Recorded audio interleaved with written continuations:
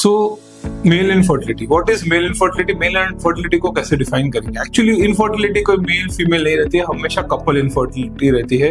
कोई भी कपल जो रेगुलरली ट्राई कर रहे हैं अनप्रोटेक्टेड इंटरकोर्स, मतलब without using condom for a period of at least 1 year और कंसीव नहीं होता है रेगुलर इंटरकोर्स के बाद, तब हम उसको लेबल कर सकते हैं इनफर्टिलिटी।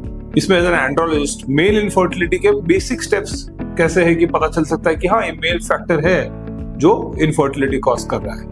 सबसे बेसिक है उसमें सीमेन एनालिसिस। तो सीमेन एनालिसिस के लिए जब सैंपल देते हैं तो 2 days of abstinence from intercourse और मैस्टरबेशन होना चाहिए, और वो वाइड माउथ कंटेनर में देना चाहिए, लैब में देना चाहिए, ताकि वो इमीडिएटली चेक हो, ना कि आधे घंटे 1 आवर बाद जब सब मोटिलिटी कम हो जाती है।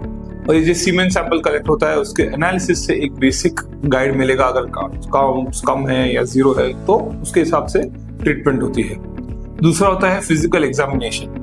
तो कोई भी इनफर्टिलिटी एक्सपर्ट से फिजिकल एग्जामिनेशन कराना बहुत जरूरी है।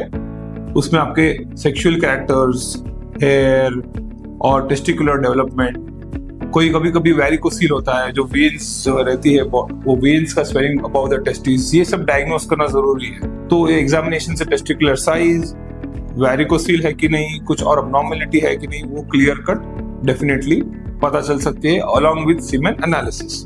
एक बार ये हो गया, उसके बाद डॉक्टर डिसाइड कर सकते हैं कि कोई हार्मोनल एनालिसिस या एडवांस्ड एग्जामिनेशन की जरूरत है।